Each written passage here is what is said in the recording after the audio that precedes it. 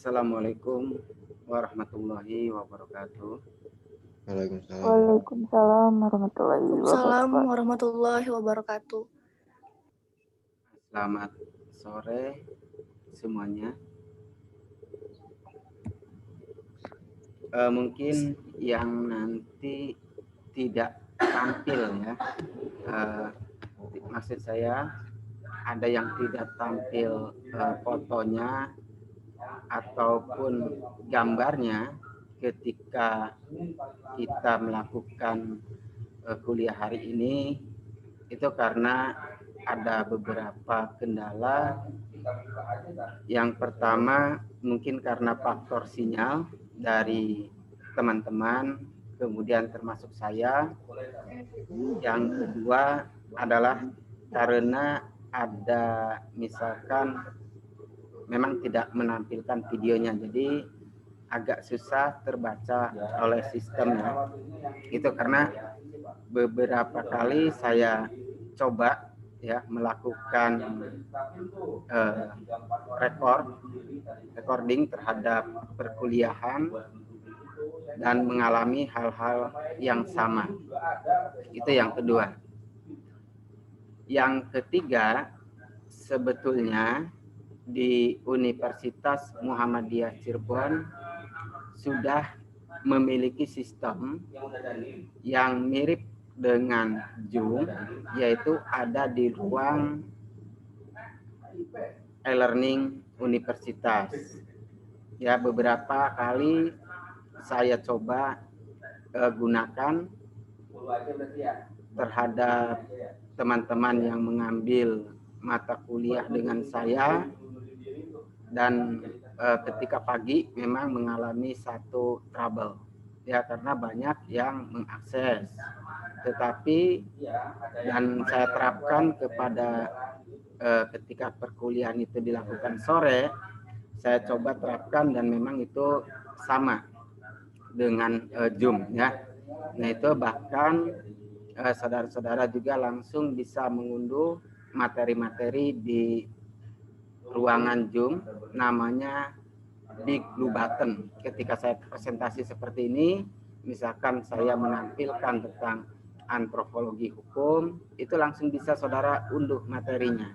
Nah itu ya, itu karena kita mengalami satu kendala berkenaan dengan mata kuliah antropologi hukum, yakni mungkin itu kendala ada di saya, atau ada di administrasi, atau ada di teman-teman semua. Saya tidak tahu kendalanya di mana. Oke ya. Oke, bismillah saja lah. Kita mulai kuliah ini pelan-pelan. Karena kenapa?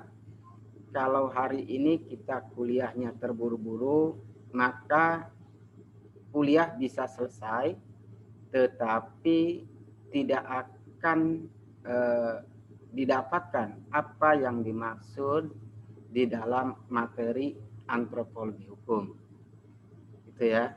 Kemudian saya akan memulainya, ini sebetulnya pertemuan yang ketiga ya, tentang cara memahami antropologi hukum. Itu ya.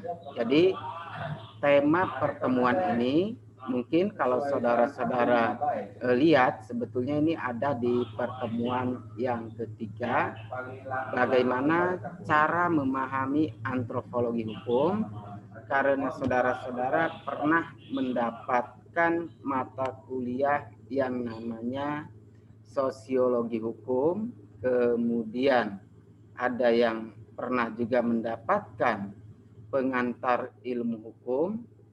Nah, jadi ketika kita bicara tentang antropologi hukum, kita sebetulnya memadukan antara dua keilmuan utama.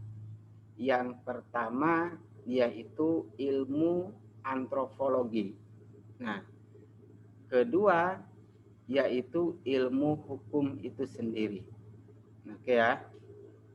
Nah, ketika kita bicara antropologi sebagai ilmu utama atau ilmu yang baru lahir sekitar abad 20, Nah, ini dilatar belakangi oleh beberapa pemahaman bahwa sebetulnya ilmu antropologi itu sendiri sudah ada sejak lama, tetapi baru mendapatkan tempat sebagai kajian tentang manusia itu di abad 20. Nah, untuk bisa memudahkan pemahaman berkenaan dengan antropologi hukum, makanya itu Anda harus memahami dulu yang namanya sosiologi. Nah, ini ya. Oke, kita masuk. Kenapa harus memahami sosiologi dulu atau yang namanya sosiologi hukum? Berarti itu pun memadukan dua ilmu utama antara sosiologi dan hukum. Nah, kita harus memahami yang pertama adalah tentang antropologi. Untuk memudahkan saudara memahami akan antropologi, coba saudara nanti baca atau cari buku tentang antropologi budaya. Itu ya, antropologi budaya atau culture antropologi. Itu yang ditulis oleh Van Gaal dan sudah diterjemahkan ke dalam bahasa Indonesia. Itu buku lama yang diberi pengantar oleh Selo Sumarjan sebagai Bapak Antropologi Indonesia. Di sana banyak sekali pembahasan-pembahasan sehingga Anda sendiri tidak mengalami kebingungan walaupun ketika misalkan belajar sosiologi hukum itu agak tidak serius maksud saya ya. Jadi ketika Anda membaca buku itu mudah-mudahan ada penemuan-penemuan yang berkenaan dengan perbedaan antara antropologi dan antropologi hukum. Nah itu tapi berakar dari ilmu budaya. Oke, kita harus memetakan langkah yang kedua, kita harus memetakan antara sosiologi dan antropologi. Ini yang kadang-kadang terjadi tumpang tindih atau keruwetan-keruwetan antara sosiologi dengan antropologi. Bahkan mungkin kita harus melakukan nanti klarifikasi terhadap sosiologi hukum. Ya, ketika kita mempelajari antropologi hukum.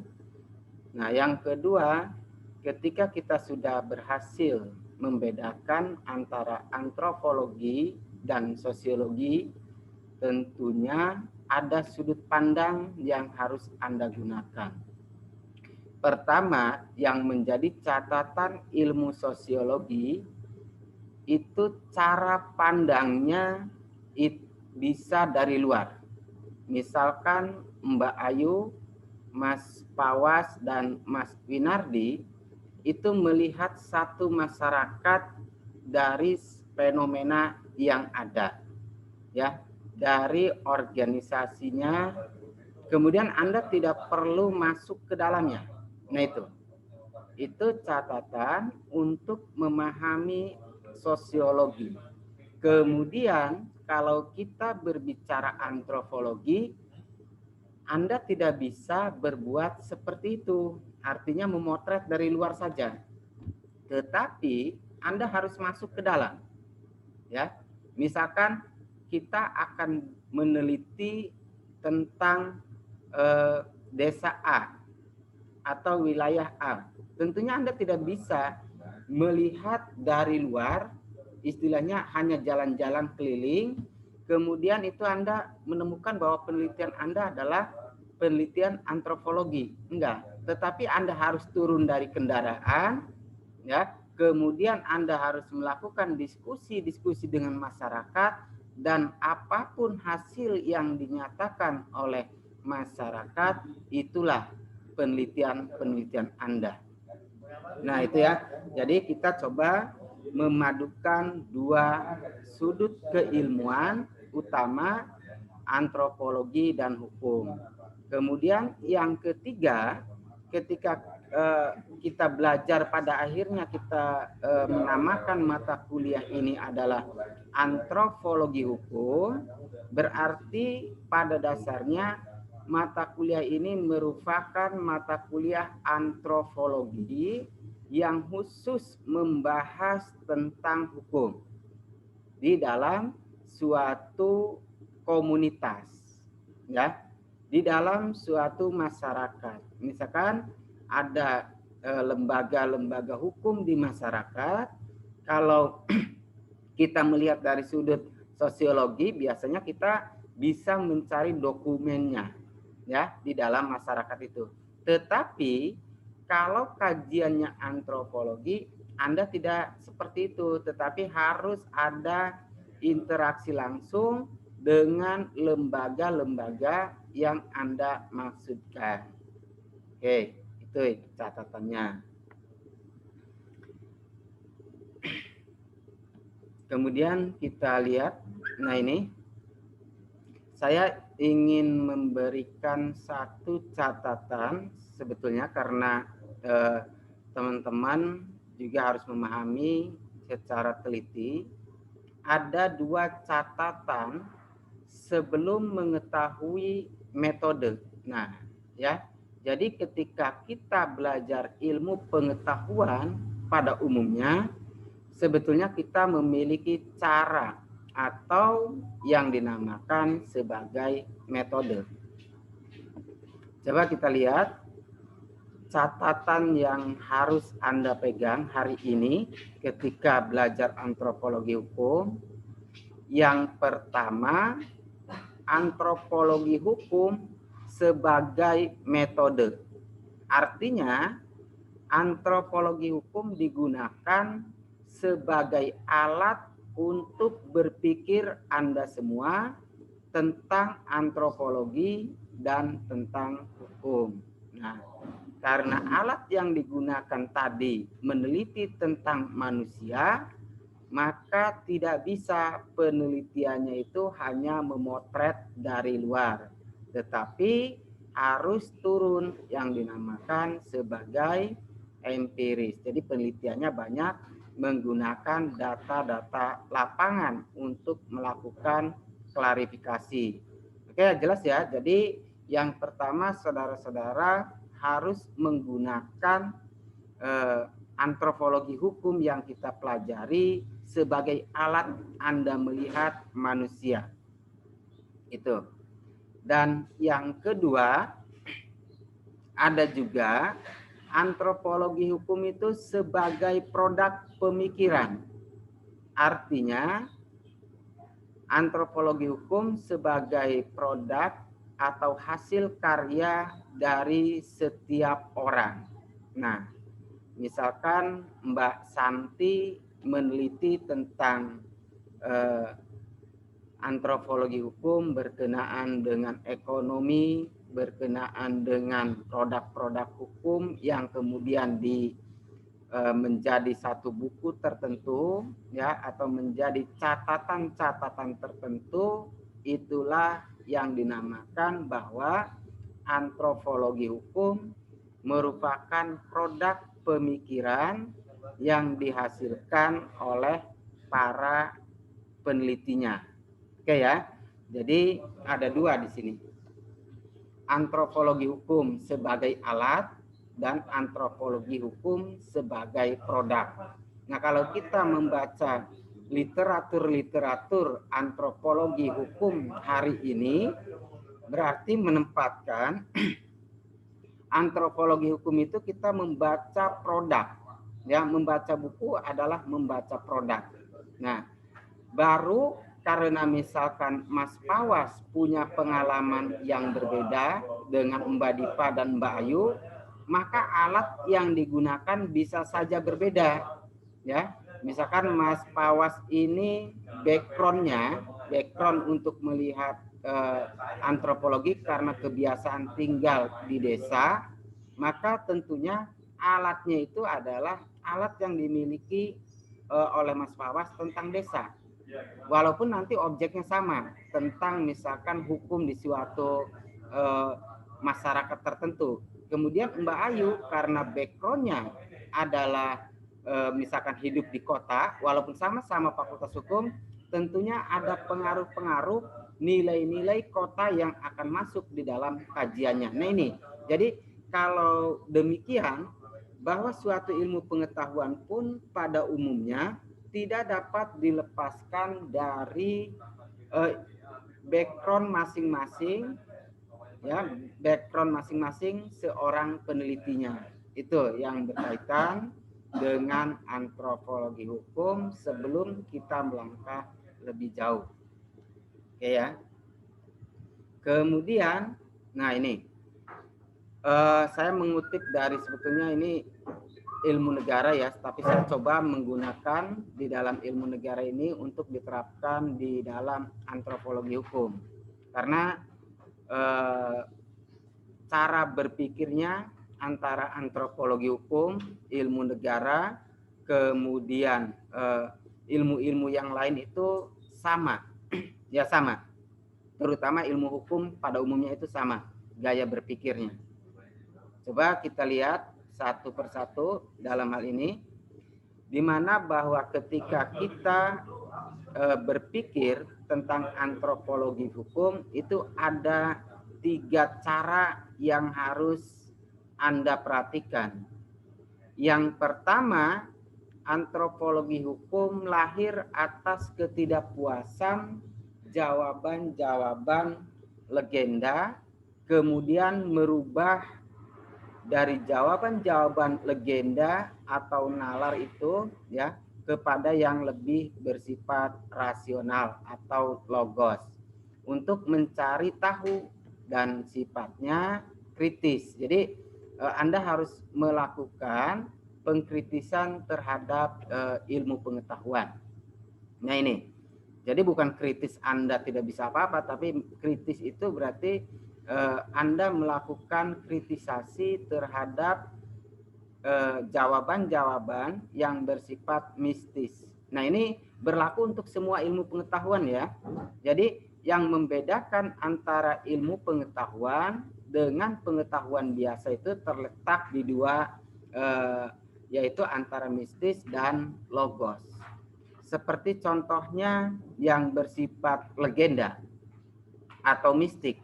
Mungkin ada yang bisa memberikan contoh tentang di Cirebon atau di daerah mana yang berbau mistik atau legenda. Silakan, mungkin ada yang bisa membantu kejadian atau cerita yang bersifat mistis. Oke, ada? Coba Mas Samsudin, kejadian-kejadian mistik ya, itu semacam apa? Contoh Mas Samsudin. Silakan. Kejadian mistis, Pak. Iya. Saya cerita rakyat kayak gitu, ya. Apa gimana, Pak? Iya, cerita rakyat nggak apa-apa. Itu kan nanti masuk ke legenda ya. Coba. Ke legenda. Apa ya? Cerita yang terkenal. Banyak sih, Pak. Ya banyak, itu kan satu aja, jangan banyak. Ntar nggak selesai kita kuliah kalau banyak. Satu aja. Apa ya?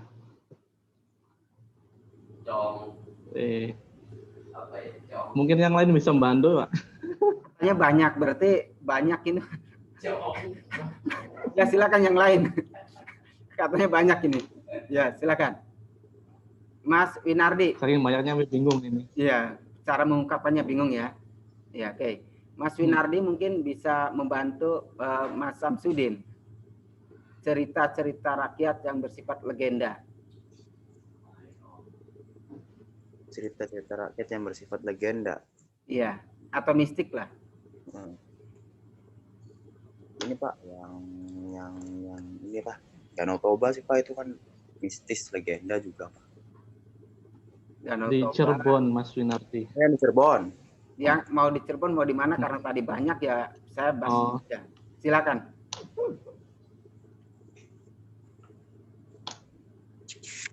Cerita legenda rakyat aja lah. Cerita rakyat. Ada yang bisa bantu? Cerita rakyat. Biar kita tahu gambarannya untuk menuju satu dari pengetahuan menuju ilmu pengetahuan gitu. Ada? Kalau tradisi sih Pak, tradisi apa ya? Tradisi dari rakyatnya gimana Pak? Ya nggak apa-apa. Kayak misalnya di Cirebon kan suka ada panjang jimat tuh Pak. Ya, panjang jimat. Yang acara apa itu panjang jimat biasanya? Panjang jimat tuh nyuci benda-benda itu loh Pak, kayak keris kayak gitu tuh Pak, dicuciin. Nyuci keris gitu ya, nyuci Ya, gegaman lah ya. itu mungkin itu ada kaitannya sama mistis Pak. Mm-mm. Oke, Mungkin. Oke ya. Itu Kalau dari- sedekah bumi itu masuk nggak Pak? Sedekah bumi nadran kayak gitu. ya masuk. Katanya kan banyak, ya itu memang Masuk. banyak gitu. Ya, kalau kita bicara banyak. Tadi contohnya sedekah bumi, nadran dari Mas Samsudin, kemudian dari Mas Pawas itu panjang jimat, ya. Nah, kemudian dari Mas Winardi itu tentang Danau Toba, ya, atau yang lebih terkenal Danau Tobanya atau Maling Kudang itu Sumatera Barat ya, Danau Toba Sumatera Utara gitu. Nah, coba kita lihat ya, karena kita memang harus hati-hati ketika belajar tentang satu keadaan yang bersifat. Kita lihat dari yang kalau sudah itu Santi di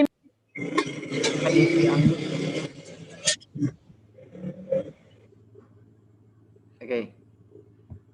Coba kita lihat misalkan yang tadi dari Mas Pawas itu panjang jimat. Panjang jimat itu apakah mistis atau tidak? Atau sebetulnya ilmu pengetahuan? Mbak Ayu. Panjang jimat itu punya nilai mistis atau justru ilmu pengetahuan itu? Anda melihatnya, Anda dulu. Ya, jangan berpikir entar dikatakan mistis saya dimarahin, enggak. Mistis sih Pak. Kalau ngelihat dari dimandiinnya kayak alat-alat kayak golongan keris kayak gitu tuh Pak. Lebih kelihatannya mistis. Mistis ya. Mm-mm. Oke. Coba kita lihat. Itulah antropologi hukum harus menemukan jawaban-jawaban yang lahir bukan hanya antropologi hukum ya, tetapi seluruh ilmu pengetahuan pada dasarnya harus menemukan jawaban-jawaban yang tadinya kelihatan mistik atau legenda menjadi logos ya, dengan menggunakan akal dan pikiran manusia. Nah, sehingga Anda harus mengkritisinya.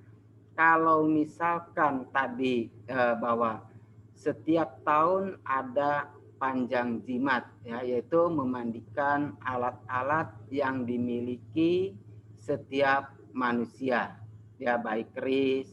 Kalau yang punyanya cangkul ya dimandiin cangkulnya, kan gitu. Kalau yang punyanya golok ya dimandiin goloknya. Karena itu sebetulnya jawaban-jawaban itu ya kita sendiri tidak tahu kenapa harus dilakukan pemandian semacam itu. Itu yang pertama, sebetulnya kita tidak tahu. Kemudian ketika kita tanyakan atau coba melakukan klarifikasi terhadap orang tua kita, ya jawabnya kamu tuh pingin tahu saja. Kemudian kalau dikejar terus dan orang tua bisa berhenti untuk memberikan jawaban. Nah, kenapa mereka berhenti? Karena sebetulnya orang tua sendiri tidak tahu jawabannya apa. Nah ini, kita baru dunia mistiknya kita buka sedikit untuk menemukan logosnya. Ketika ada yang mengatakan bahwa setiap benda itu harus dimandikan sepanjang tahun. Nah, pada zaman ini kita belajar sejarah hukum dulu ya, tapi bukan sejarah hukum manusia purba, enggak. Tetapi pada masa-masa manusia belum mengenal tulisan atau sering dikatakan tuna aksara atau zaman prasejarah yang lebih hotnya, tapi hari ini kayaknya tidak ditemukan zaman prasejarah, tetapi lebih banyak menggunakan tuna aksara, kan seperti itu. Pada zaman tuna aksara, di mana ada satu pembentukan hukum di situ, ya. Salah satunya misalkan tadi setiap tahun itu harus ada kegiatan memandikan perabotan. Saya bilang perabotan ya, bukan hanya keris, pokoknya perabotan Anda. Nah, karena pada dasarnya ketika kita punya alat-alat di rumah, belum tentu loh. Misalkan ini terlihat alat ini tidak dipakai, kemudian kita tidak pernah memeliharanya. Nah, itu adalah tujuannya untuk membangkitkan ingatan-ingatan ketika memang itu ada acara panjang jimat. Oh iya, saya tuh punya dangdang, misalkan orang Cirebonnya itu nggak pernah dicuci tuh, udah berapa tahun, berarti harus dicuci. Nah, ini semacam nanti di dalam tradisi-tradisi hukum yang tuna aksara tadi dijadikan satu jurisprudensi, semacam presiden, ya. Jadi nanti diikuti. Nah, kalau Anda jeli belajar ilmu hukumnya, makanya kan saya kemarin selalu ngejar Anda belajar ilmu hukumnya seperti apa. Nah, karena di situ ya ada satu korelasi ketika memang oh iya saya harus mencuci dangdang, karena kalau tidak mencuci dangdang ini bisa dangdang itu murka. Nah, itu kan kata-kata murka di sini sebetulnya adalah untuk menciptakan harmoni kehidupan. Murkanya yaitu kalau ada benda di dalam rumah itu tidak pernah dicuci sampai tahunan, kira-kira akan mengandung apa.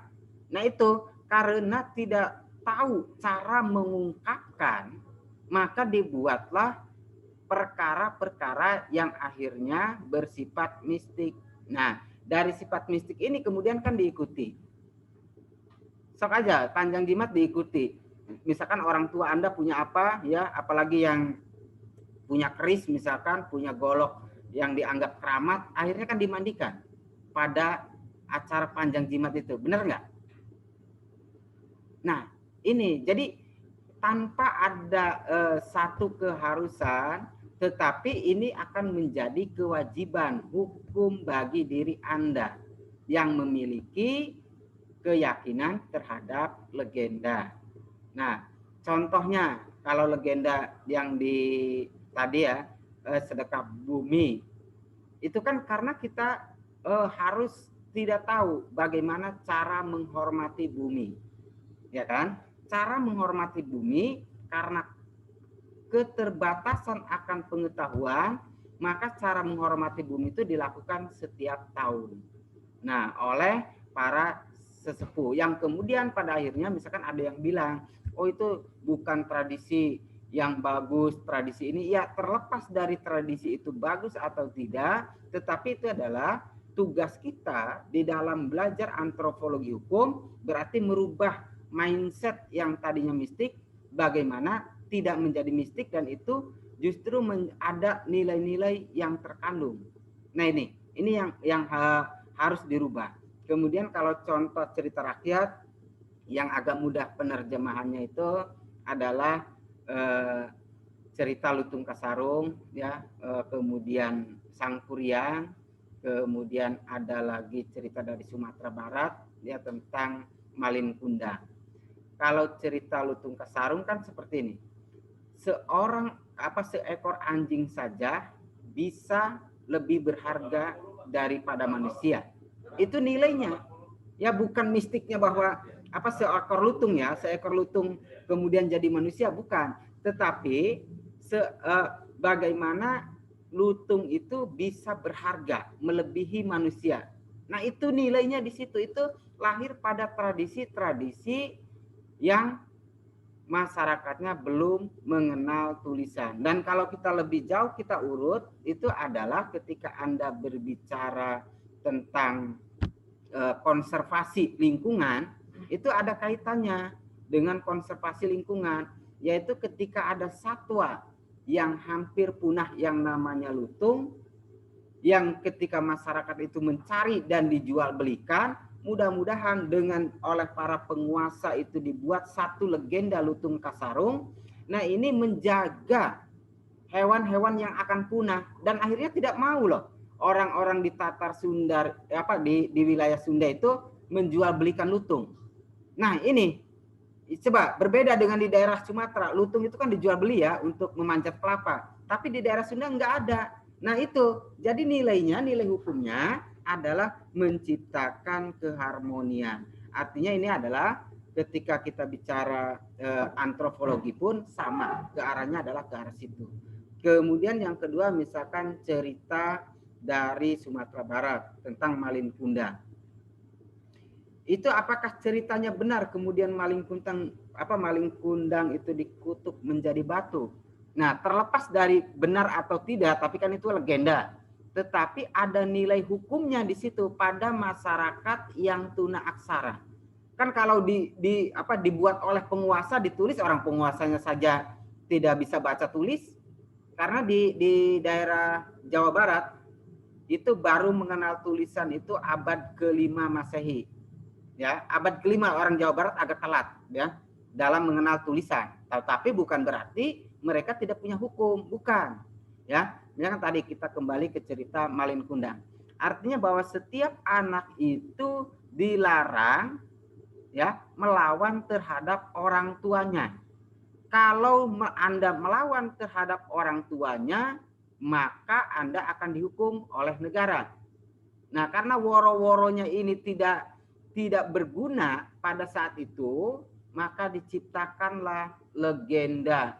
Ya, kemudian ada melihat batu ya yang kelihatannya menangis, dibuat dan dikarang, kemudian menjadi cerita rakyat, disebarkan bahwa ketika anak melawan terhadap orang tuanya itu dikutuk menjadi batu. Nah, ini kan menjadi cerita rakyat yang turun-temurun dan itu dipatuhi. Nah, itu sebetulnya ya ketika ada putusan-putusan nanti dalam tradisi-tradisi hukum yang tidak tertulis, Anda melihat putusan itu adalah akan diikuti. Misalkan Pawas sebagai orang yang mengadili pada hari A ya, dia mengatakan anak ini durhaka, Anda seperti Malin Kundang. Nah, kemudian kan akhirnya Mas Winardi pada hari berikutnya akan memutuskan hal yang sama. Nah, itu yang namanya jurisprudensi dalam tradisi hukum-hukum yang belum mengenal aksara. Jadi kuat sekali. Nah, kenapa Pak? Bangsa Indonesia hari ini kehilangan ruh ya ke dalam kajian-kajian tentang hukum-hukum lokal. Karena kita, alasan yang pertama, yaitu terlalu lama mengalami penjajahan. Sehingga ada yang namanya asas konkordansi yang diterapkan oleh pemerintah Hindia Belanda. Kemudian yang kedua, kita tidak mau ya mempelajari kembali bagaimana sistem hukum masa lalu.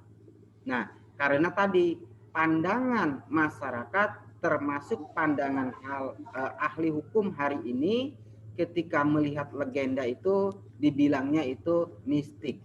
Kemudian, nah penggalian itu ya ditambah lagi dengan Anda di dalam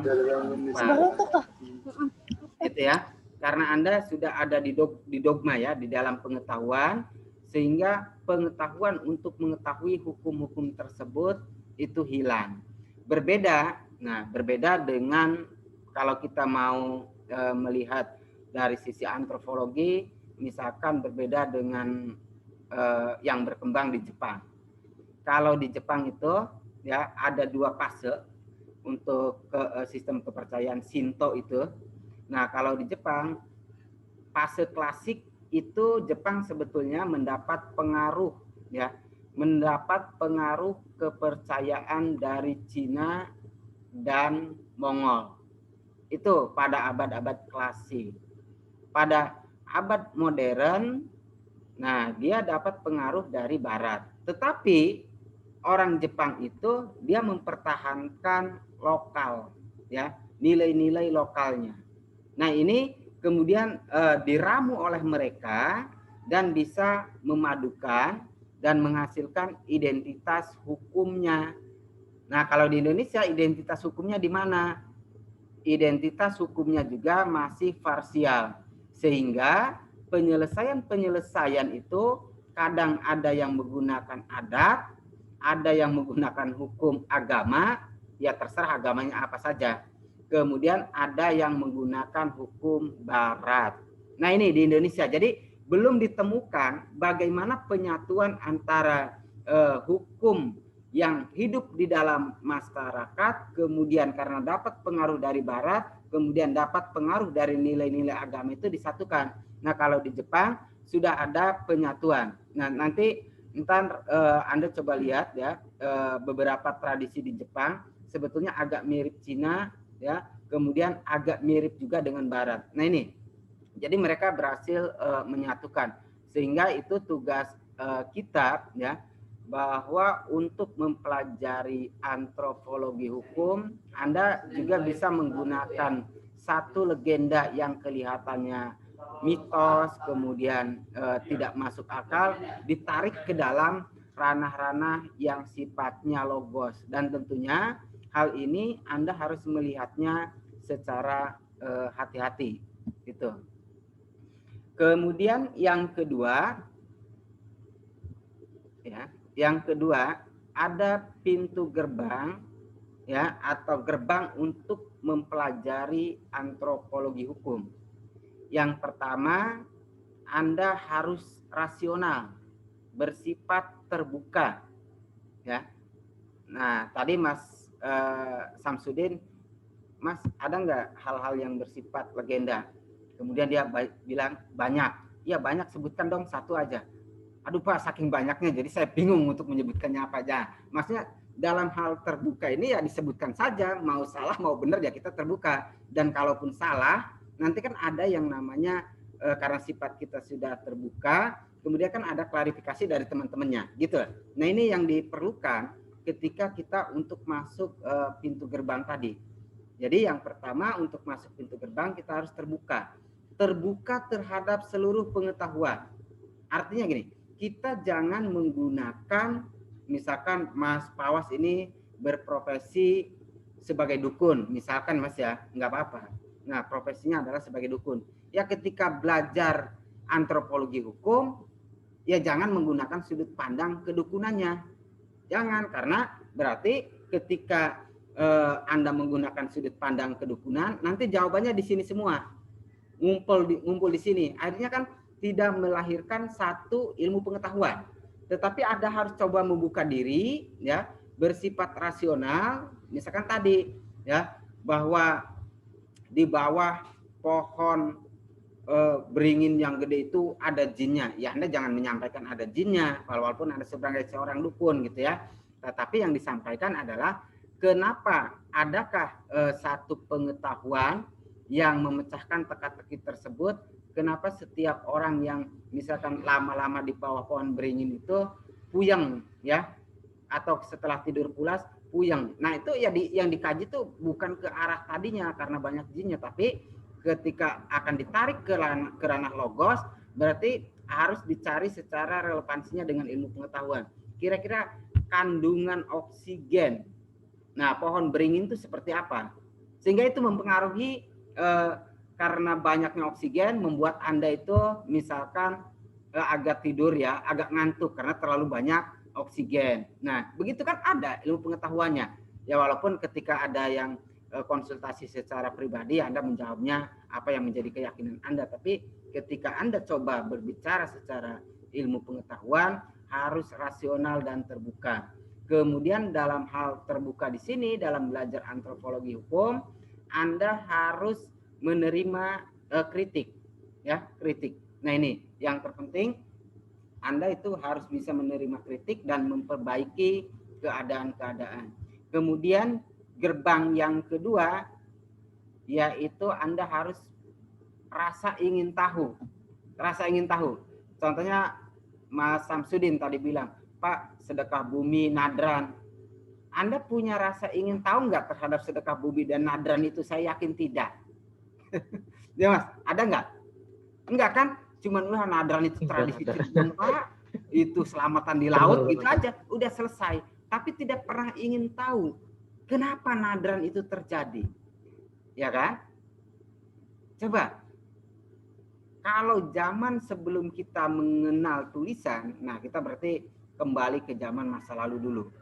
Nadran. Nadran itu berarti adalah upacara laut, penghormatan misalkan terhadap dewa laut, ya.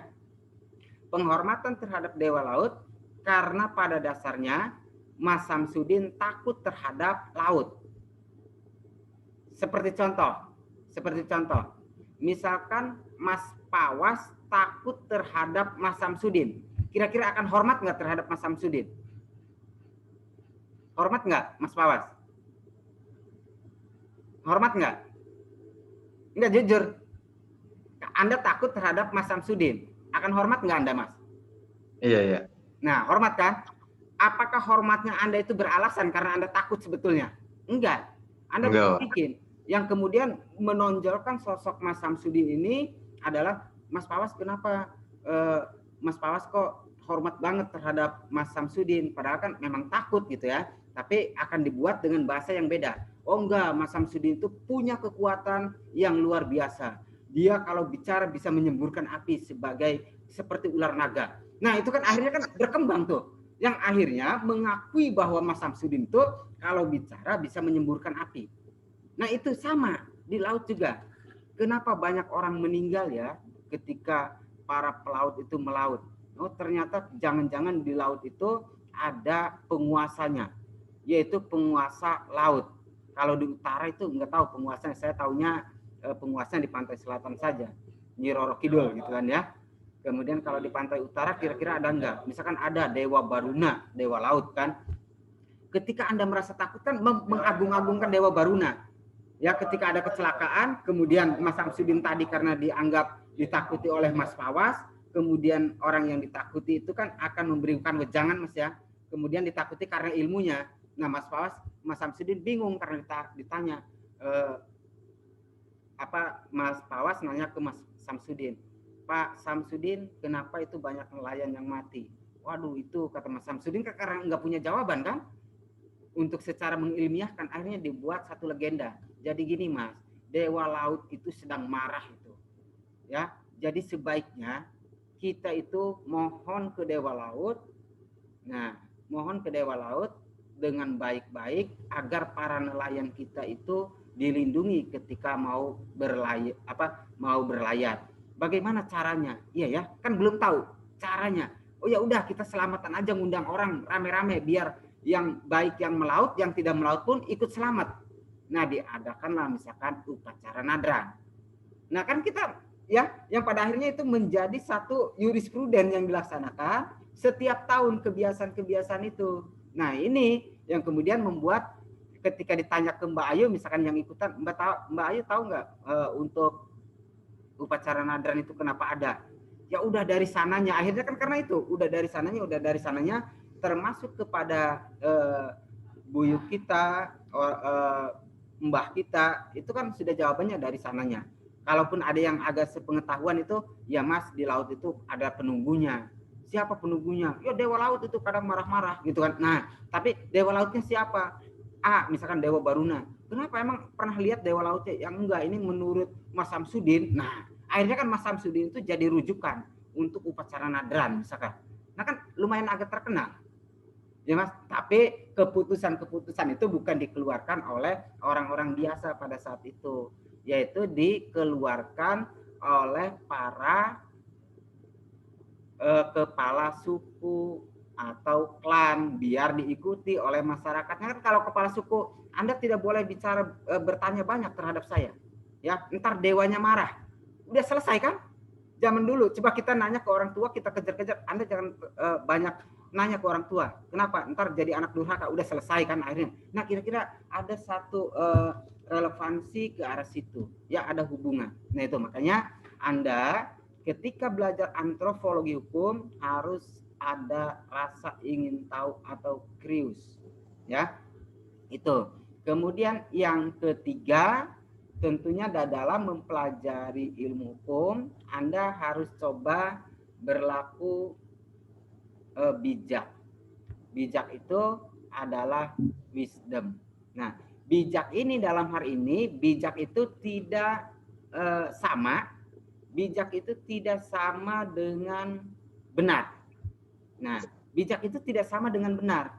Misalkan Mbak Ayu atau Mas Winardi, ya, Mas Pawas, ini benar Pak, ya, bahwa yang saya jawab itu benar, soal UTS itu benar. Iya, jawabanmu benar. Tetapi karena jawabanmu itu copy paste, kira-kira bijak nggak Mas? Nah itu, jadi bijak itu dalam arti tidak selalu benar, tetapi bijak itu sesuai dengan porsinya. Nah, ya, porsinya sesuai, kemudian sesuai dengan proporsinya.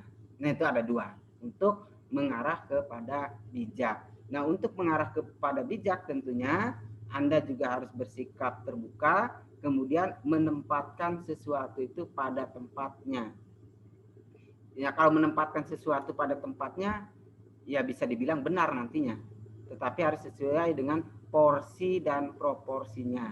Artinya gini, kalau porsinya Mas Pawas itu makannya 1 piring, Mas Winardi 2 piring, ya jangan dibalik porsinya. Nah, ntar bahaya juga. Kan benar Pak, orang manusia tuh makannya nasi, ya benar, tapi porsinya Mas Winardi dengan Mas Pawas itu berbeda. Nah, itulah cara menempatkan sesuatu itu sesuai dengan porsi dan proporsinya. Proporsi itu perannya, ya, lebih kepada perannya. Nah itu, oke.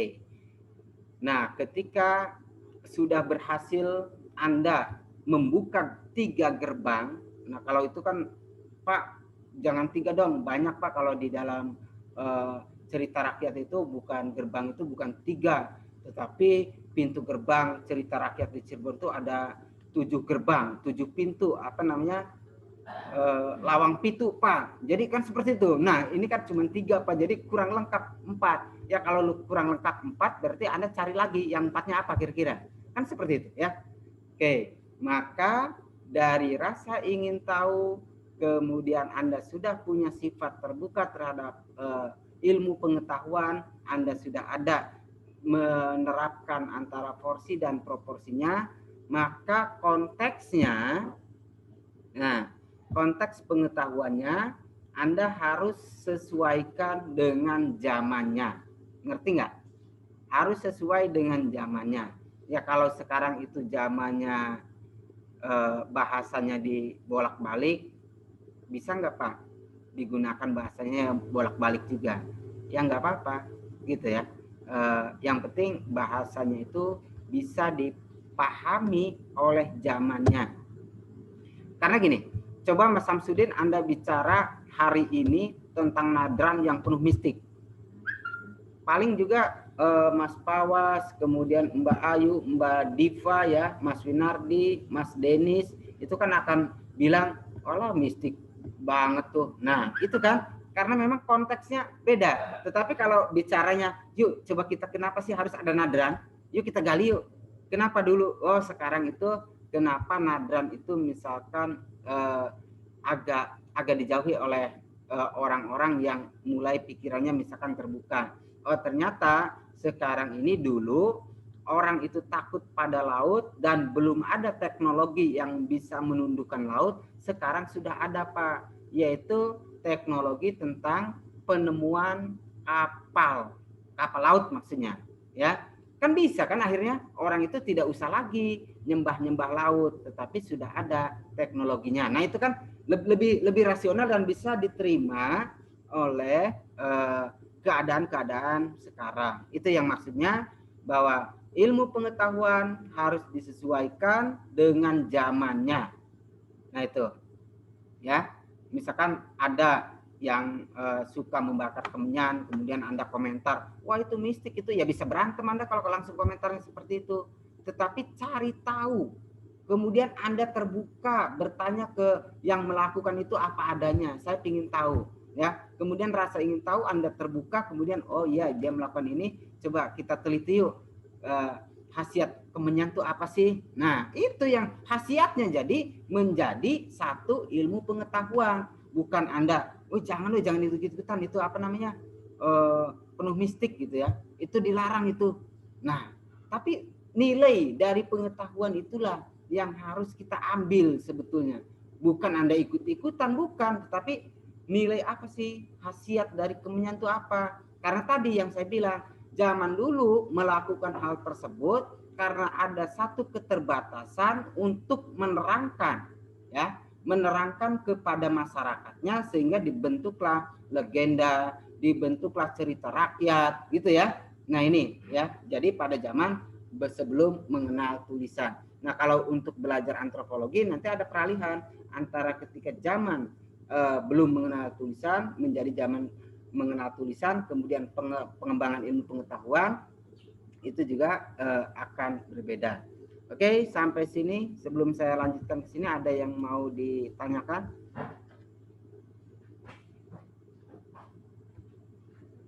Ada? Silakan. Kalau ada, kita diskusikan. Karena untuk penilaian aktif atau tidak aktif, saya akan bisa mengetahui nantinya. Ya. Oke, ada nggak? Kira-kira Mas Samsudin, Mas Winardi, Mbak Denis, Mas Pawas, Mbak Diva, Mbak Santi, Mbak Putih, atau Mbak Titik, silakan. Atau kita lanjutkan. Silakan kalau ada.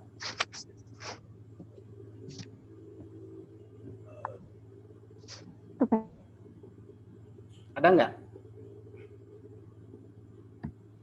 Izin bertanya, Pak. Iya, silakan. Mbak Ice ya? Oh, Mas Pawas, ya. Ya, silakan Mas Pawas. Pak. Iya, Pawas. Kan tadi banyak banget mitos-mitos tuh, Pak, yang beredar di masyarakat ya. Iya. Apakah semua mitos-mitos tersebut bisa di convert ke ilmu antropologi ini tuh, Pak? Ya. Ini. Maksudnya bisa dijelaskan secara logis gitu. Apakah semua mitos bisa dijelaskan secara logis atau ada yang nggak bisa gitu, Pak?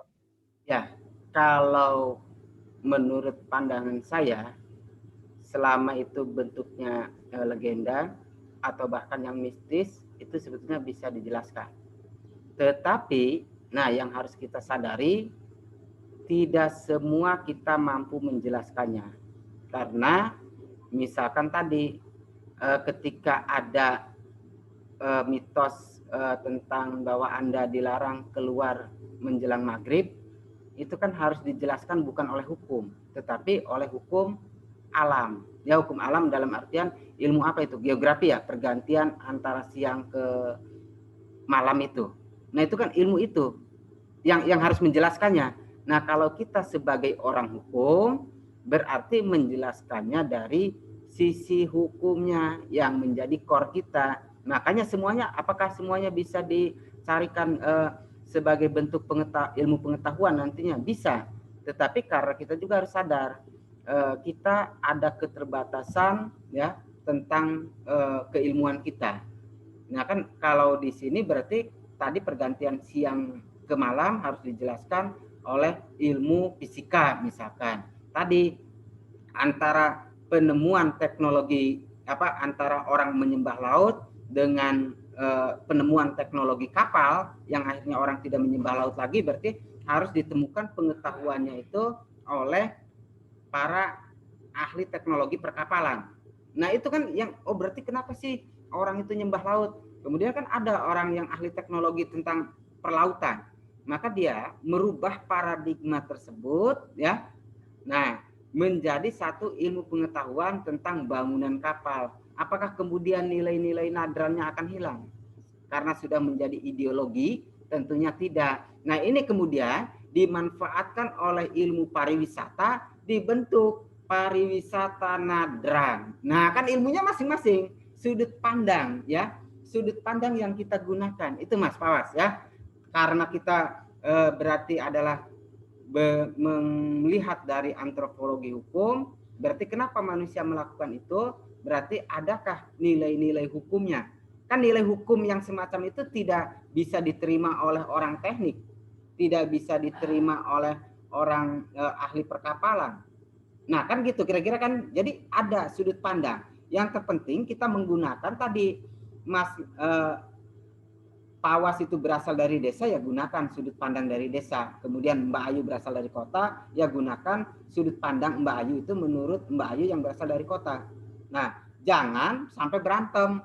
Mbak Ayu menggunakan sudut pandang Mas Pawas menggunakan sudut pandangnya Mbak Ayu. Akhirnya ketika ketemu kan berantem. Nah, ini terjadi hari ini sebetulnya kepada para politisi kita. Ya. Nah, nanti kalau kita belajar lebih jauh tentang memperjelas konsep, coba kita masuk ke sini Mas Pawas. Atau sebelum saya masuk ada tadi Mbak siapa? Yang nanya, yang mengangkat tangannya.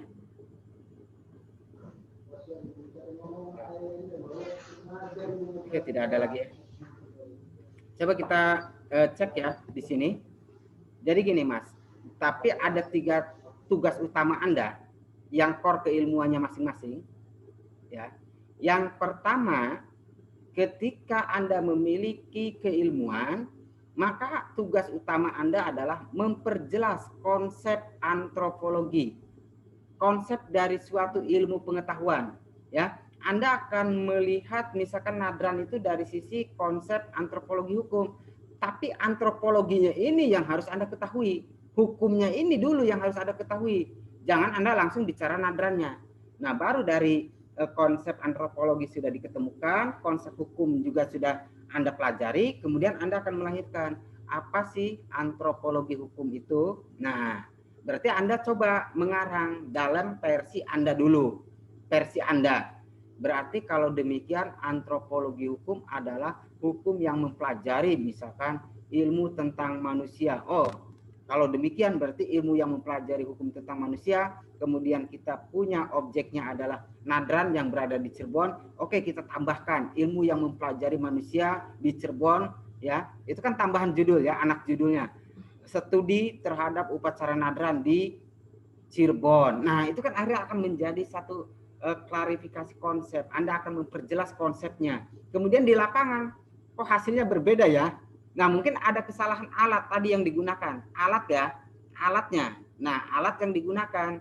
Nah, baik nantinya Mbak Ayu yang berasal dari kota, Mbak Pawas yang berasal dari desa, itu tidak banyak benturan. Nah, di situ kan karena saling memahami tadi dengan sifat terbuka. Nah, itu. Oke, kalau Mbak Ayu yang ada di kota melihat Nadran, saya yakin itu tempat pariwisata aja. Pada akhirnya orang-orang kita itu melihat itu tempat pariwisata. Mas Samsudin ya, kalau orang kota kan melihat ya udah itu tempat pariwisata. Tetapi misalkan karena Mas Pawas itu orang yang berada di daerah itu, ya enggak bisa dong, ini sakral. Nah, benar kan Mas? Arahnya kan ke situ. Nah itu kadang terjadi perbedaan-perbedaan konsep itu di situ. Makanya Anda harus bisa memperjelas konsepnya apa tentang ilmu pengetahuan tentang antropologi hukum itu sendiri. Kemudian yang kedua, nah tadi kan Anda ada bahwa antropologi hukum itu sebagai produk. Berarti kan ada kata-kata yang menyangkut antropologi hukum. Anda pelajari, kemudian Anda mengkritisi. Oh, saya nggak sependapat nih dengan pendapatnya A. Saya tidak sependapat nih dengan pendapatnya B. Nah, kalau tidak sependapat bukan berarti kita menjelekkan pendapat itu. Tetapi dari 2 pendapat kalau bisa dipadukan, kita akan membuat satu pendapat tersendiri tentang antropologi hukum. Nah, gitu ya. Jadi bukan saya tidak setuju karena kenapa? Tidak setujunya bukan tidak setuju karena hal-hal itu karena beda agama, misalkan beda keyakinan. Itu kan sudah selesai akhirnya. Ya, akhirnya yang ada adalah berantem. Bukan seperti itu. Sifat keterbukaan, sifat ingin tahu, bukan hal-hal semacam itu. Tetapi dari perbedaan itu kenapa dia berpikir tentang antropologi hukum ini mengarahnya ke A, yang satu mengarah ke B. Nah, berarti saya bisa dong karena ada yang saya tidak setuju dari A, ada yang tidak setuju dari B, tapi saya adalah sebagai manusia yang punya background sendiri tentang ilmu hukum, maka Anda akan ditarik ke dalam ilmu hukum dan menghasilkan yang namanya argumentasi antropologi. Oke, ya. Jadi argumentasi itu kemarin mungkin semester awal sudah belajar tentang logika hukum. Nah, jadi ketika Anda berbicara tentang argumentasi, pada dasarnya argumentasi itu adalah nyawa dari logika. Ketika Anda sudah membuat konsep bisa diterima, Anda mengkritisi konsep dan Anda bisa membuat satu argumentasi, itu kan Anda logikanya bagaimana Mbak Ayu bisa menerima ya argumentasi saya. Biar di logikanya di dalam pemikiran Mbak Ayu ini bisa diterima. Ya Mas Samsudin. Nah itu juga sama. Misalkan ketika Mas Samsudin itu suka misalkan kepada Mbak Lailatus. Kan gitu. Kan sederhana Mas ya. Bagaimana Anda itu mempelajari konsep yang Mbak Lailatus. Ya kan. Nah Mbak Lailatus itu sukanya ABCD. Ya kan. Kemudian ada temennya nih yang berpendapat tentang Mbak Lailatus. Anda saring. Oke, ini kata kunci untuk menaklukkan Mbak Lailatus agar jatuh kepada cinta saya. Nah kan bisa ke situ. Nah itu sebetulnya ada di dalam hal seperti itu, ya. Jadi ada sehingga perargumentasi Anda itu masuk di dalam logika berpikirnya Mbak Lailatus. Ya Mas Samsudin, caranya seperti itu. Oke ya. Jadi tugas utama dalam ilmu pengetahuan antropologi hukum semacam itu. Oke, sebelum saya lanjut, ada yang akan ditanyakan lagi? Silakan, kita santai saja ya.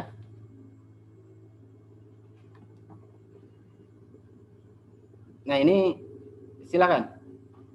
Kalau mengacu kepada jadwal, kita ini 1 jam ya. Jadwal perkuliahan antropologi hukum itu 1 jam 30 menit. Nggak tahu jadwalnya yang salah atau salah ketik. Kalau DPR bilangnya nanti salah ketik ya. Tetapi, ya kan ada tetapinya. Secara normal di UM Seraya ini, jadwal perkuliahan 1 jam itu 45 menit. Hanya se-UM Seraya itu saya lihat hukum ini berbeda, 30 menit.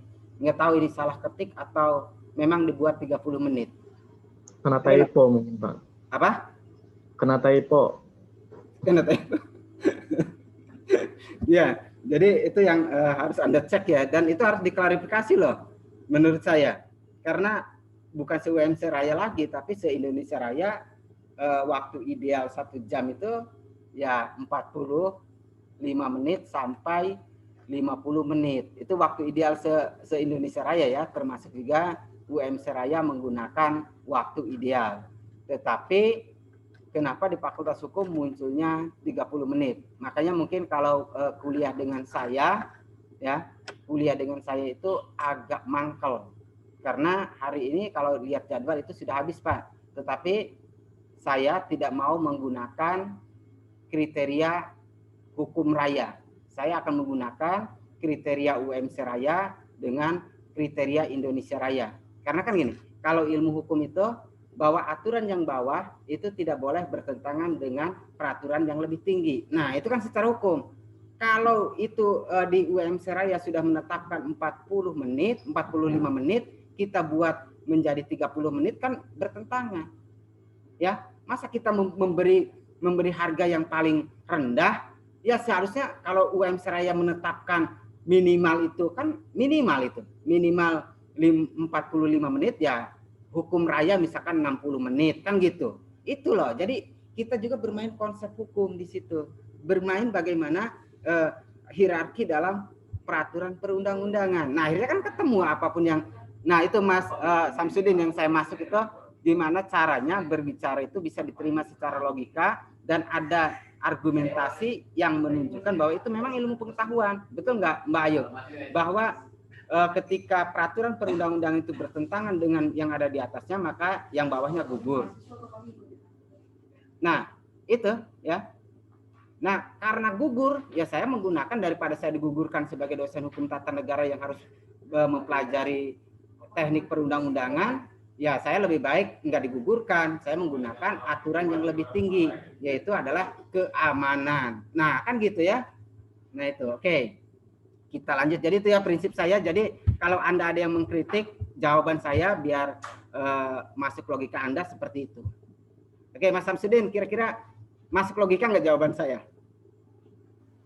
Bisa diterima, Pak, bisa. Nah, itu ya. Jadi, karena tadi Pak, kita kan orang hukum, belajar tata urutan. Nah, ntar kalau saya ngikuti hukum raya, ya hukum raya kemudian ditanya oleh Mas Pawas, Pak Sarif, kalau bagaimana teknik tata urutan peraturan perundang-undangan, misalkan karena Anda adalah aktivis di mana gitu ya, itu bertentangan dengan aturan yang lebih tinggi.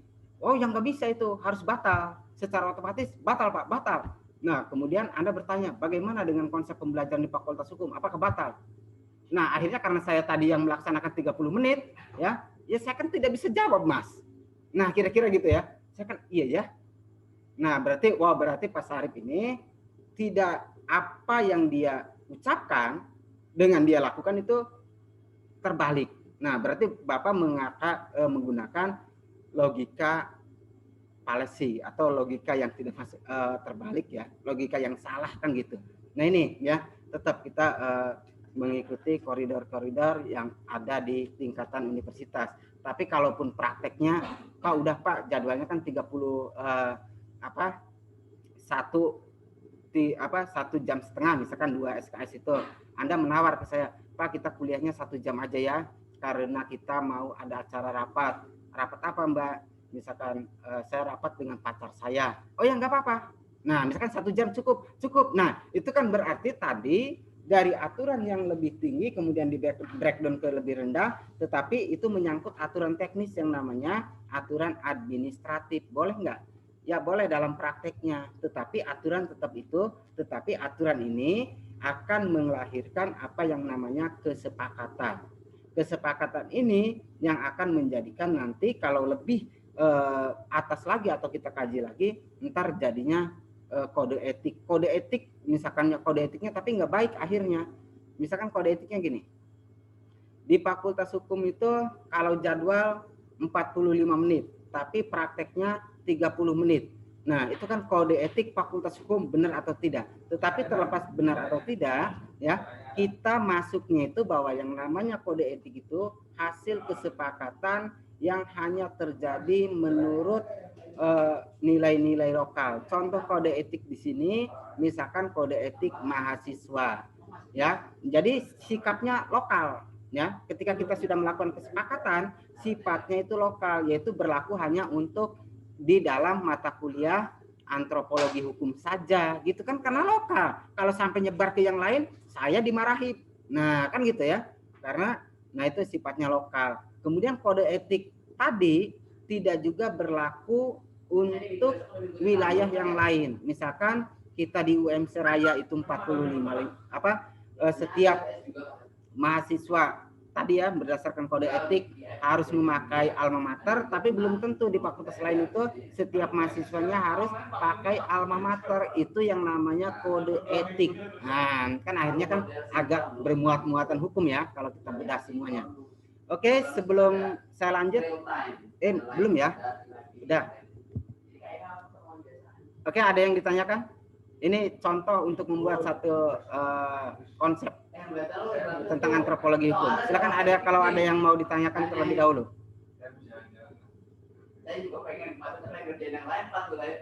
Ada nggak? Mau nanya tapi out of topic nggak apa-apa, Pak? Apa? Mau nanya tapi out of topic nggak apa-apa? Iya nggak apa-apa. Saya itu pernah baca ini Pak tentang perundang-undangan yang ngatur itu loh Pak, dukun-dukun gitu tuh Pak. Tentang apa? Yang santet itu tuh Pak. Oh iya santet nggak apa-apa. Nah kan lagi ngobrolin mitos nih Pak, masih terkait sama mitos. Nah kan santet juga kan bisa dikaitkan sama ilmu antropologi, maksudnya bisa di convert ke ke logos tuh Pak. Ya. Menurut Bapak itu dibuatnya undang-undangan tentang santet itu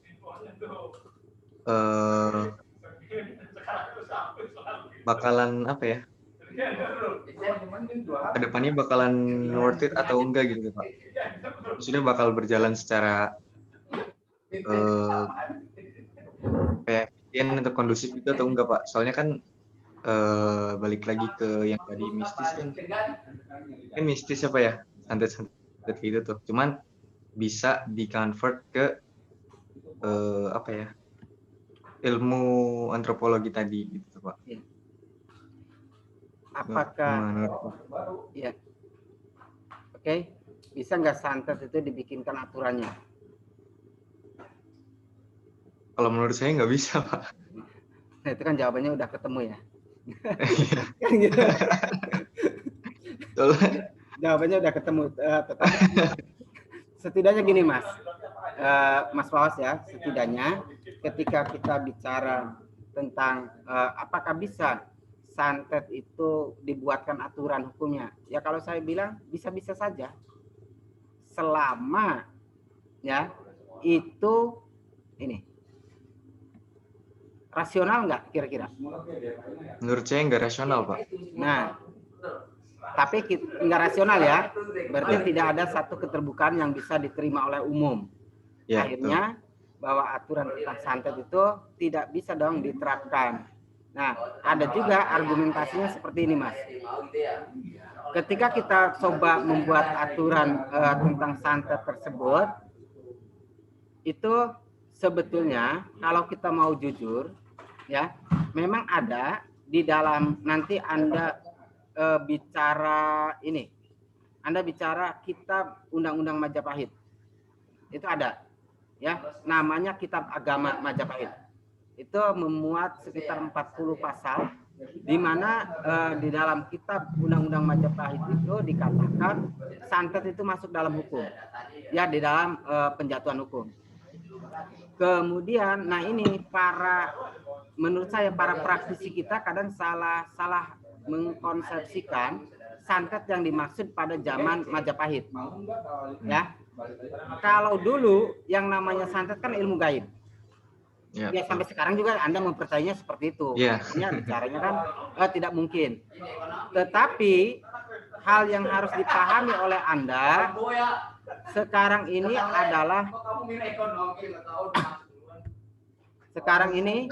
adalah kemajuan teknologi. Ya Mas Was. Berarti ada yang namanya dunia maya. Ya, betul. Coba Anda lihatnya, ya ini kan agak terbalik berarti para praktisi kita yang membuat aturan itu. Kalau dulu nyantet itu dari ya tadi, tapi kalau sekarang karena tadi dianggap tidak rasional, yang dianggap rasional itu adalah transaksi-transaksi di dunia maya. Ya, itu kan dunia maya, santet juga dunia maya bukan? Ya. Nah, itu yang harus dikejar sebetulnya, bukan ke arah bagaimana orang menyantet, bukan, tapi bagaimana ketika membuat orang ya tertipu di dunia maya. Misalkan nih saya tatap muka, ini kan dunia maya kita. Kemudian saya bisa membuat Mas Samsudin itu lemes dengan kata-kata saya di dunia maya. Nah, itu kan yang harus dicari. Bukan santet-mensantetnya, sekarang sudah berubah. Nah, makanya tadi Mas, tugas dari antropologi hukum itu membuat yang tadinya mistik, memang ada di Undang-Undang Majapahit ada ya tentang santet itu, aturan agamanya namanya memang Undang-Undang Agama. Nah, itu ditarik menjadi sekarang yang ada itu dunia maya. Makanya tadi saya katakan bahwa rasionalitas, rasa ingin tahu dan sikap bijak kita di dalam mempelajari antropologi hukum harus disesuaikan dengan zaman sekarang. Kalau dulu yang namanya dunia maya adalah dunia santet, sekarang dunia maya adalah dunia elektronik. Nah, itu kan jadi kan ketemu gitu logika berpikirnya. Kadang kan itu jangan-jangan memang tadi ketika Mas Pawas jadi dukun ya, tadi ketika ada yang datang ketika mengasih ceramah ya di pohon beringin itu banyak jinnya. Akhirnya kan tidak bisa diterima. Nah, itu kira-kira pemakaian semacam itu. Tapi ketika kita bicara tentang ilmu pengetahuan, maka tarikannya itu tarikan terhadap rasionalitas ya, rasa ingin tahu, kemudian tentunya dapat bertanggung jawab Anda di situ. Oke, Mas, kira-kira seperti itu ya. Nah, jadi tarikannya yang kita buka berarti tarikannya orang kita juga dulu misalkan ada ilmu yang namanya telepati, Mas ya. Oh, telepati itu katanya kalau dua-duanya tidak kuat atau ilmunya tidak seimbang, yang satu bisa mati loh Mas. Nah kan pernah dengar cerita itu kan, kalau di film-film Angling Dharma lah, saya lihatnya di situ ya. Nah kan ketika ilmunya tidak imbang, satunya kan kalah tuh melalui telepati. Tapi ketika ilmunya imbang, berarti bagus ya, imbang. Jadi bisa nyambung. Hari ini pun ketika antara nomor XL, nomor simpati, dan nomor tri, itu coba Anda saling bel-belan, bagaimana rasanya? Pulsanya Anda kesedot semua. Iya kan? Nah itu, tapi ketika satu produk namanya misalkan simpati saja atau Indosat saja, kan nyaman levelnya. Iya kan? Nah itu kan telepati, karena memang diambilnya dari tele dan pati yang berkomunikasi dari jarak jauh. Nah itu yang harus kita logikakan, itu semacam itu ya, bukan pada tadi hukum santetnya, bukan. Nah itu kalau hukum santetnya menurut saya nanti siapa yang jadi pengadilnya ya belum masuk di dalam keterbukaan dalam berpikir. Ntar jangan-jangan ada nanti pendidikan hakim santet gitu kan ya, karena khusus menangani santet, yang jadi hakimnya misalkan Ki Jogobodo ataupun yang lainnya lah ya, paranormal yang lain gitu kan, itu kan jadi celaka bangsa kita. Sementara tadi di dalam hukum sendiri Indonesia masih terpisah-pisah, belum bisa meramu gitu ya, meramu bagaimana antara identitas hukum yang bernilai agama dengan hukum yang berasal dari, karena kita banyak dijajah oleh dunia barat, itu disatukan ya, kemudian yang baik-baiknya kita menjadikan sebagai identitas hukum Indonesia. Nah itu tugas sebetulnya yang menjadi patokan-patokan kita ketika ingin mengetahui hukum. Baik, nah ini memperjelas konsep ya, itu Mas Pawas ya, kira-kira seperti itu. Oke, yang lain mungkin ada?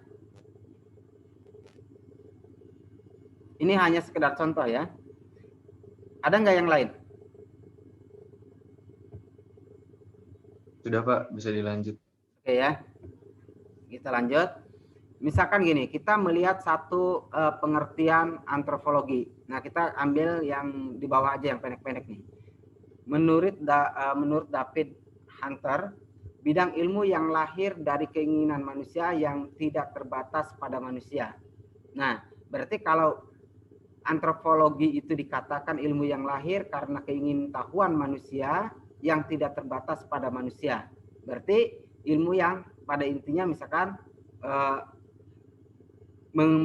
mempelajari manusia. Kalau Kecoroningrat adalah bidang ilmu yang mempelajari manusia pada umumnya melalui aneka warna dan bentuk fisik serta kebudayaan yang dihasilkan oleh manusia. Nah ini kalau David Hunter misalkan ilmu pengetahuan yang lahir dari keinginan manusia yang tidak terbatas pada manusia, berarti ada ilmu pengetahuan yang dilahirkan oleh manusia yang tidak terbatas mempelajari manusia. Artinya bahwa antropologi hukum antropologi itu akan meminjam ilmu pengetahuan lain. Misalkan gini, karena dia berbicara tentang di luar batas manusia, maka nanti akan melahirkan dalam sudut pandang adalah antropologi budaya, gitu ya. Karena manusia yang akan bicara budaya, antropologi hukum itu yang namanya spesifikasi atau bagian-bagian yang dilahirkan dari ilmu antropologi. Nah, kalau dari Kuncaraningrat mempelajari manusia melalui aneka warna, bentuk fisik serta kebudayaan. Kalau dia menyangkut warna kemudian bentuk fisik, berarti ilmu apa biasanya? Yaitu ilmu biologi. Waduh, Pak, jauh banget antropologi dengan biologi. Benar gak Mas Pawas? Saya katakan itu dia akan berdekatan dengan ilmu biologi. Kalau yang dikatakan oleh Kuncaraningrat ya, karena dia akan bicara aneka warna, kemudian bentuk fisik. Kenapa dikatakan sebagai ilmu biologi? Di dalam subbahasan biologi itu ada yang namanya morfologi. Nah, perubahan bentuk yang dipengaruhi oleh seleksi alam. Nah, ntar Pak jadinya Darwin. Ya nggak apa-apa gitu ya. Tapi kan ketika bicara bentuk fisik ya morfologi. Ya. Nah, kalau di dalam ilmu akan dipinjam oleh antropologi, maka akan berubah menjadi ilmunya itu antrobiologi. Nah, itu. Kalau kita akan mempelajari sifatnya, sifat-sifat dari perubahan, antromorfologi. Banyak Pak ternyata ya ilmu-ilmunya itu, cabang-cabangnya. Nah ini ya itu cara mencari ya atau memperjelas konsep. Sehingga Anda langsung misalkan menemukan kata fisik serta ini kebudayaan. Berarti saya mempelajari dari sudut biologi fisik, kemudian morfologi, kemudian dari seleksi alam. Seleksi alam saya tidak suka dengan Darwinisme, tapi mau tidak mau saya sebagai pijakannya itu. Nah gitu ya. Tapi ntar kita rubah. Kan seperti itu ya, cara memperjelas konsep tentang antropologi. Oke lah kalau kebudayaan, karena manusia adalah menghasilkan, selalu kalau tidak menghasilkan kebudayaan itu bukan namanya manusia. Ciri manusia adalah menghasilkan kebudayaan misalkan. Ya boleh masuk. Berarti akan mempelajari karena ada budaya itu ada yang berbentuk fisik dan ada yang non fisik. Kalau dia mempelajari budaya yang berbentuk fisik, dia akan jatuh kepada antropologi, morfologi bisa, kemudian antropologi wilayah, ya. Kemudian kalau dia mengarah kepada kebudayaan yang non fisik, dia akan menjadi atau cikal bakalnya yang akan melahirkan etnografi kalau wilayah dan etnologi. Dan dia itu dia akan berbicara tentang etnis, budaya. Etnis yang melahirkan budaya. Budaya apa yang dimaksud dalam mata kuliah ini adalah budaya hukum. Nah itu. Jadi ketika hari ini Anda dikatakan oleh Friedman, ya, Friedman mengatakan bahwa nilai-nilai hukum yang harus ada itu mencakup 3. Substansi, kemudian struktur, kemudian budaya hukum. Nah ternyata di sini loh, dari ilmu-ilmu lain yang menyokong pengembangan ilmu pengetahuan hukum. Maka itulah cara memperjelas konsep. Yang akhirnya ketika kita baca itu langsung nyambung.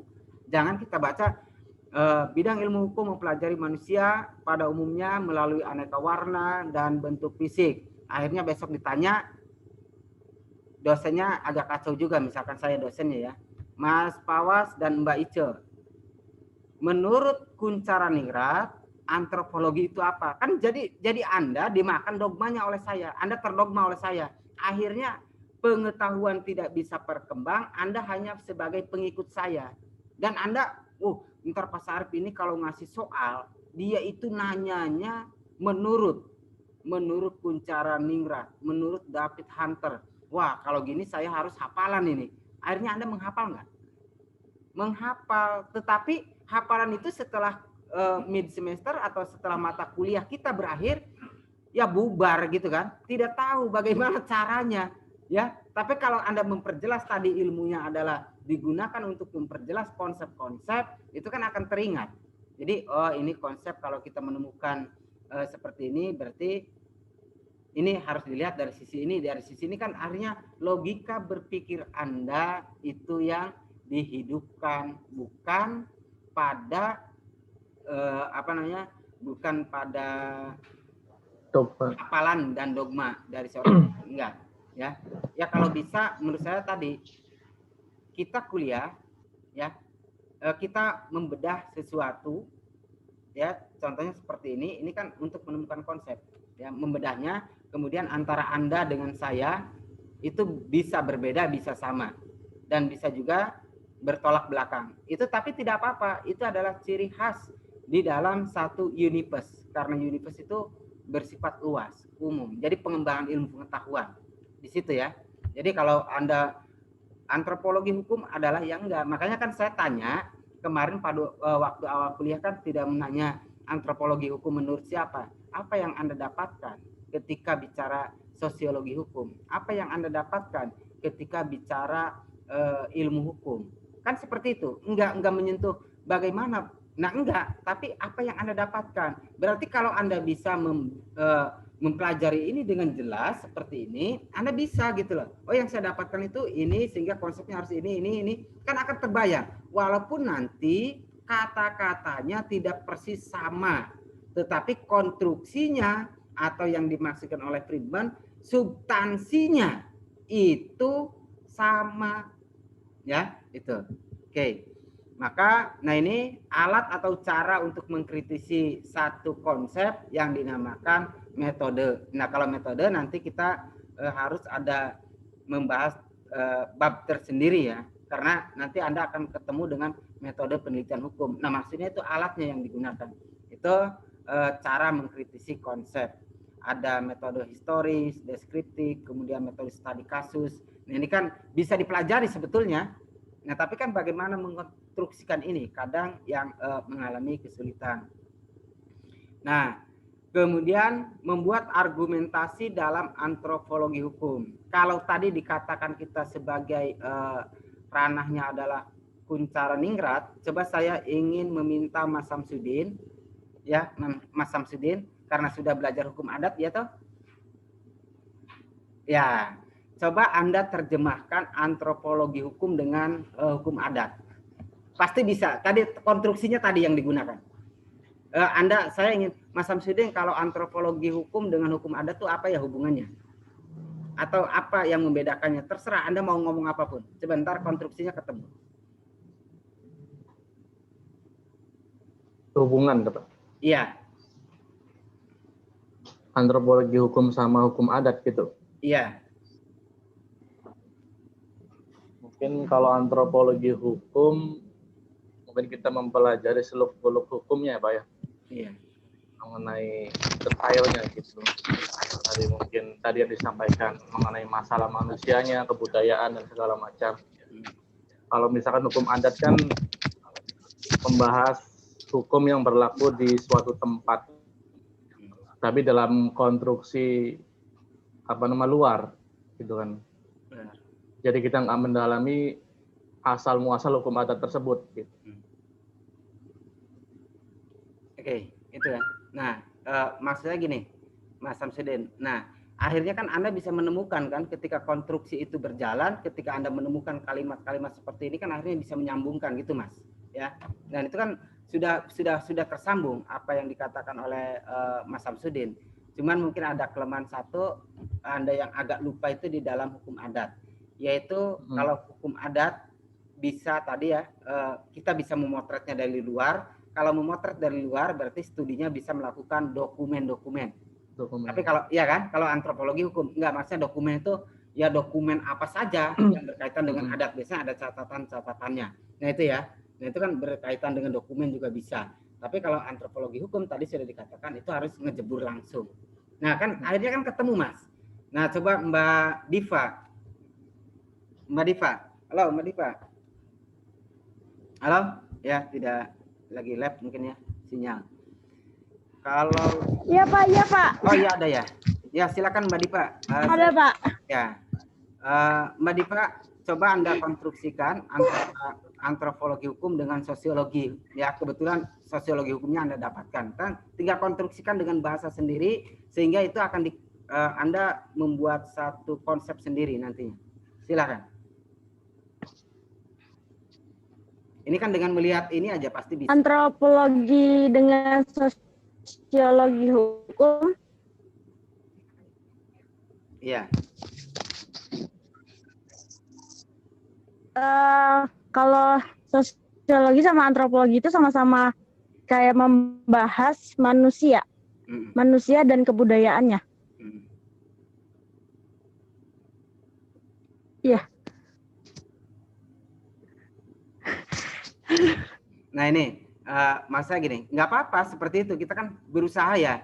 Tetapi kan berarti ada yang miss tadi ya. Kalau tadi Mas Samsudin itu kurang menambahkan tadi terhadap dokumen adat ya, mungkin lupa terhadap mata kuliah adatnya, kan ada dokumen-dokumen adat itu lupa. Nah, kalau Mbak Diva berarti ada miss-nya itu pertama adalah dari sisi penafsiran yang berkenaan dengan antropologi itu sendiri, kemudian sosiologi. Kalau antropologi tadi belajar tentang manusia, kalau sosiologi berarti belajar tentang polanya. Nah itu pola. Jadi akan ketemu antara sosiologi dengan antropologi hukum itu sama-sama misalkan mempelajari ilmu manusia, tetapi yang satu berkenaan dengan pola, tapi yang satu berkenaan dengan sifat ya. Jadi pola kemasyarakatan, sifat dari manusianya kan itu.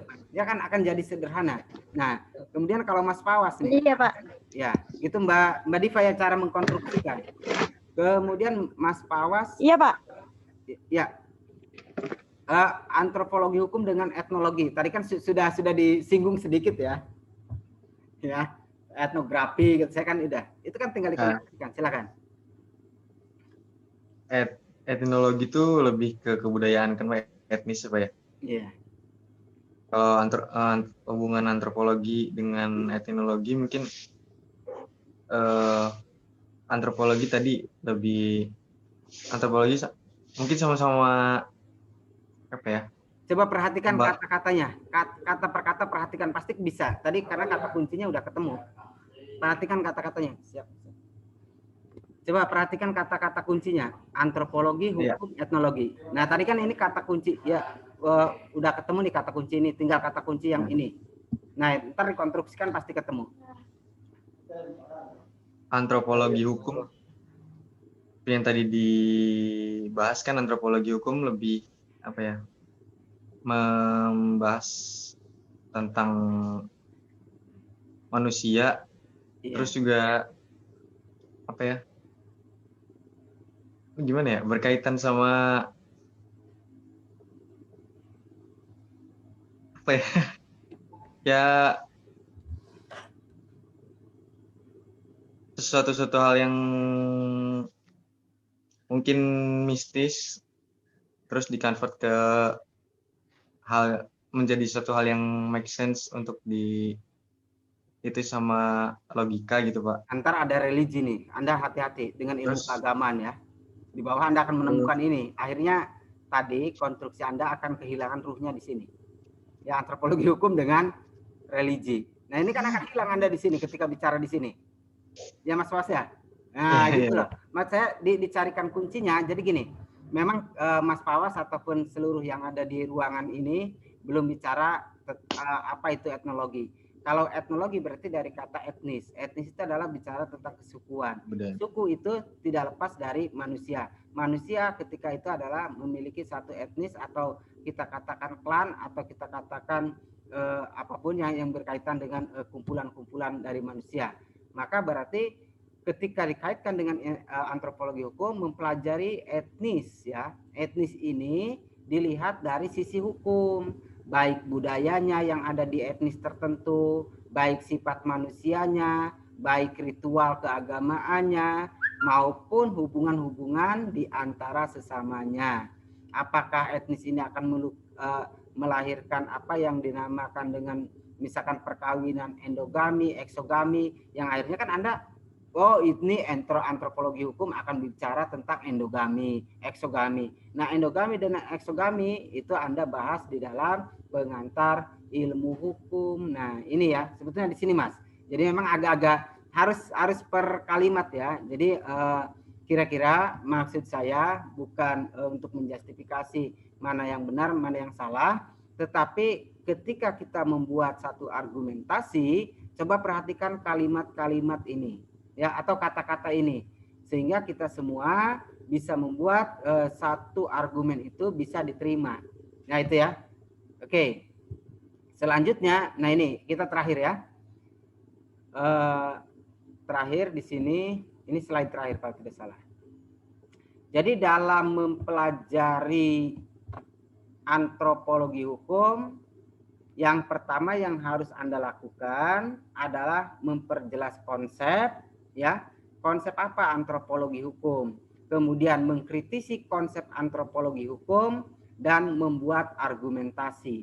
Nah ini kalau Anda belajar di organisasi kemahasiswaan, antara membuat konsep, mengkritisi konsep, dan membuat argumentasi dinamakan sebagai refleksi. Coba Anda belajar di organisasi kemahasiswaan ini, selalu menemukan yuk kita refleksi. Ya ini yang dimaksud, bahwa ketika refleksi itu Anda harus memperjelas konsep, mengkritisi ketika ada konsep yang berbeda, dan membuat satu argumentasi. Namanya itu ketiga-tiganya dinamakan sebagai refleksi. Misalkan Anda melihat bahwa ada ketidakpuasan terhadap Undang-Undang Cipta Kerja hari ini, berarti kan apakah konsepnya sudah jelas? Berarti kita punya konsep sendiri dong, kita harus perjelas konsepnya. Kemudian mengkritisi konsep. Oke, kalau sudah, berarti apa dong konsep yang baiknya? Anda mengeluarkan satu argumentasi di situ. Nah, setelah ada refleksi, baru Anda melakukan melalui demonstrasi, misalkan yang namanya aksi atau perbuatan. Nah, dari aksi ini mudah-mudahan harapannya bisa transformasi, yaitu adanya satu perubahan sebagaimana yang diharapkan dari refleksi. Nah, kira-kira seperti itu ya. Oke, jadi tidak ada hal yang patut ditakutkan dalam bicara ilmu pengetahuan, termasuk di dalamnya ilmu antropologi hukum, karena kakak-kakak tingkat Anda sebetulnya tidak mendapatkan mata kuliah antropologi hukum. Ya. Nah, ini itu. Oke, ada yang ditanyakan sebelum saya akhiri? Ya, Pak. Ya, silakan.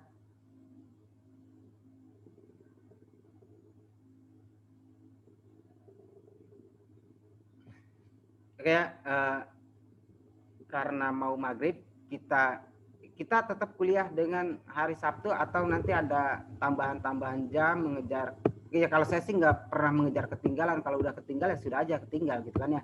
Maksud saya kita kuliahnya tetap seperti hari ini atau kembali ke kelas masing-masing. Maksud saya gitu. Ya kalau hari ini nggak apa-apa, tetap Pak kita hari Sabtu. Ya nggak apa-apa, atau kuliahnya juga di rumah masing-masing kan. Kecuali ya Pak ini kan malam minggu. Malam Sabtu ya, belum malam minggu. Ya, saya mau ini Pak, mau apel kalau malam minggu, tapi alhamdulillahnya malam Sabtu, jadi tidak ada alasan untuk apel-apelan dulu gitu kan. Belum Pak, saya mau apel belum mandi kan, nggak ada alasan. Oke ya. Kira-kira nanti dibicarakan kira-kira enaknya kuliah kapan, tapi ya enaknya ya Sabtu ini biar bisa gabung dengan kelas lain dan kita menyamakan pembelajaran kita. Dan materi hari ini nanti saya share ke grup masing-masing, dan sehingga apa yang kita pelajari hari ini itu bisa diketahui ya. Oke, maka ciri berpikir dalam pendekatan ilmu ada dua, radikal dan kritis. Tapi yang radikal bukan radikal paham yang berkembang sekarang, bukan. Radikal itu harus mengakar, mencari esensinya. Kemudian harus kritis, berarti sesuai dengan porsi dan proporsionalnya. Di mana kita harus membentuk satu batasan koheren dan konsisten, artinya runut. Maka catatannya dalam belajar apapun kita harus menggunakan akal sehat dan waras. Ya. Nah, kalau saya gunakan bahasa Cirebon itu waras ya berarti tidak gila gitu kan ya. Ya kan kalau orang Cirebon bilang waras ya tidak gila gitu. Nah, itu ya maksudnya jangan menggunakan akal-akal yang agak menyimpang, karena kita harus sifatnya terbuka dan untuk menemukan satu argumentasi harus membuka 3 gerbang utama dalam ilmu pengetahuan, yaitu keterbukaan ya, kemudian rasional, dan tentunya terakhir adalah Anda harus mempertanggungjawabkan apa yang Anda ucapkan. Nah ini karena kadang kita mengambil dari mana sehingga kita sendiri kalau bicara lupa Pak itu saya ngambil dari mana. Nah itu contoh yang tidak bisa dipertanggungjawabkan. Setidaknya kalau Anda berhasil membuat satu konstruksi terhadap pemahaman ilmu pengetahuan, insya Allah Anda bisa bertanggung jawab dalam mempelajari ilmu pengetahuan. Oke ya, itu akhir kuliah kita. Semoga kita bisa lanjut di minggu-minggu mendatang, dan saya akhiri. Wassalamualaikum warahmatullahi wabarakatuh. Waalaikumsalam warahmatullahi wabarakatuh. Ya, Waalaikumsalam warahmatullahi wabarakatuh. Saya lab ya. Iya, Bapak. Kalian